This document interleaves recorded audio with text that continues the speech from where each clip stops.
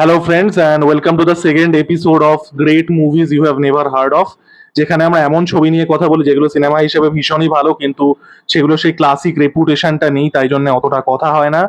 এবং আজকে আমরা কথা বলবো আ প্রেরি হোম কম্প্যানিয়ন নিয়ে, যেটা লেজেন্ডারি ডাইরেক্টর রবার্ট অল্টম্যানের শেষ ছবি ছিল। তো সিনেমাটার গল্পটা আমি যদি ছোট্ট করে বলি, তো একটা ভ্যারাইটি শো, রেডিওর একটা ভ্যারাইটি শো, যেটা আজ থেকে 70-80 বছর আগে খুব পপুলার ছিল। মানে শোগুলোর মধ্যে কমেডি হতো, মিউজিক হতো, খবর পড়া হতো, তো পাঁচমেশালি জিনিস হতো। তো এরকম বহু বছর ধরে চলা একটা রেডিও শো শেষ হয়ে আসছে, এবং শেষ শোটা তাদের ফিল্ম করতে হবে, শেষ শোটা তাদের রেকর্ড করতে হবে, এবং একটা বড় কর্পোরেশন ইজ টেকিং ওভার। তো সেখানেই আর কি ক্যারেক্টারদের এক্সেন্ট্রিসিটিস, সেখানেই তাদের মধ্যে হাসি মজা শেষবার তারা শো করছে, এবং তার মধ্যে লাস্টে গিয়ে একটা ফ্যান্টাসি এলিমেন্টও আছে।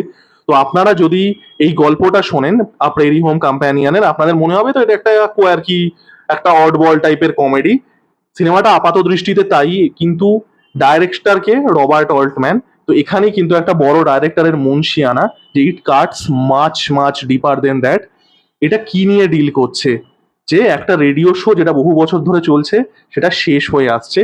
ফুরিয়ে যাওয়া কোনো জিনিস শেষ হয়ে আসছে, এই যে জিনিসটা ওই এক্স্যাক্ট জায়গাটাতে হিট করতে পারে। আমাদের স্কুলের শেষ দিন, আমাদের কলেজের শেষ দিন, আমাদের এমন একটা দিন যেখানে আমরা ছোটবেলার বন্ধুদের সাথে দেখা করেছি, হয়তো আর কোনোদিন দেখা হবে না। তো এই যে ফুরিয়ে যাওয়া, সেটার মধ্যে একটা মানে বিটারনেস তো অবশ্যই আছে, সেটার মধ্যে একটা দুঃখ আছে। বাট এই যে শেষ হয়ে যাওয়ার মধ্যে, এই দুঃখর মধ্যেও যে আনন্দটা আছে, সেটা এই সিনেমাটা ডিল করে। অসম্ভব সুন্দর একটা সিনেমা, অডবল ওই কোয়ার্কি লেয়ারটার তলায়। It's about like something finishing, কিন্তু সেটা দুঃখ হলেও সেটার মধ্যে একটা আনন্দ আছে।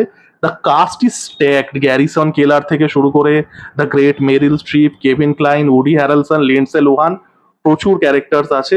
অসম্ভব সুন্দর, যেটা বললাম, মানে আপনাদের স্কুলের শেষ দিন বা আপনাদের বন্ধুদের সাথে শেষ যখন দেখা হয়েছিল, ওই মোমেন্টগুলো যদি আপনাদের মনে থাকে, ওটার মধ্যে যে বিটারনেস ছিল, দুঃখ ছিল, আবার সেটার মধ্যে কোথাও গিয়ে একটা আনন্দ ছিল। আর প্রেরি হোম কম্প্যানিয়ন কিন্তু আমাদের ভালো লাগবে, কারণ রবার্ট অল্টম্যান তার শেষ সিনেমায়, তিনি এই সিনেমাটার পরপরই মারা যান। এক্স্যাক্টলি ওই ইমোশনটা হিট করতে পারে। তো যারা দেখেননি সিনেমাটা, অবশ্যই করে দেখবেন।